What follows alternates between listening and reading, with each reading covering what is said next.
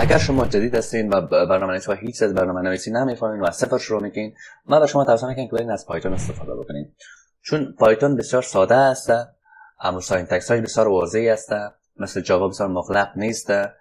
اگر شما انگلیسی بلد باشین بسیار سادگی میتونید شما از پایتون هم استفاده کنید، چون مو ساینتکس های از یک قسم دیزاین شده که مثل که شما یک جمله انگلیسی تایپ میکنید به اون شکل دیزاین شده. و نه تنها که پایتون ساده است، بلکه بسیار استفاده خیلی زیاده داره. شما از پایتون میتونید به خاطر وب دیولپمنت استفاده بکنید، شما از پایتون میخواین به خاطر ماشین لرنینگ استفاده بکنید، شما از پایتون میتونید به خاطر دیتا ساینس استفاده بکنید، بخش دیتا ساینس دیتا را انالیز بکنید، تحلیل ارقام از طریق پایتون میتونید.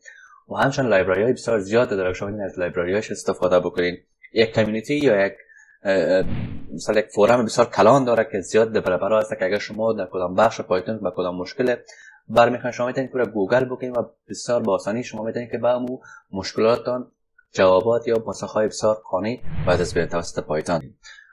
و میتونید که از جاوا اسکریپت هم استفاده بکنید. جاوا اسکریپت خیلی یعنی کاربرد بیشتر در قسمت وب دیولپمنت داره که امروز جاوا اسکریپت تقریبا دومین پرکاربردترین پروگرامینگ لنگویج در قسمت وب دیولپمنت که اکثر وب دیولپرها به خاطر دیزاین وبسایت از جاوا اسکریپت استفاده می‌کنن. چون امروز جاوا اسکریپت قبلا نیست تنها بخش فرانت اند باشه، امروز جاوا اسکریپت هم به بخش فرانت اند استفاده میشه و هم به بخش بک اند که یعنی یک کامپلیت پروگرامینگ لنگویج شده جاوا اسکریپت. که شما از جاوا اسکریپت هم استفاده بکنید.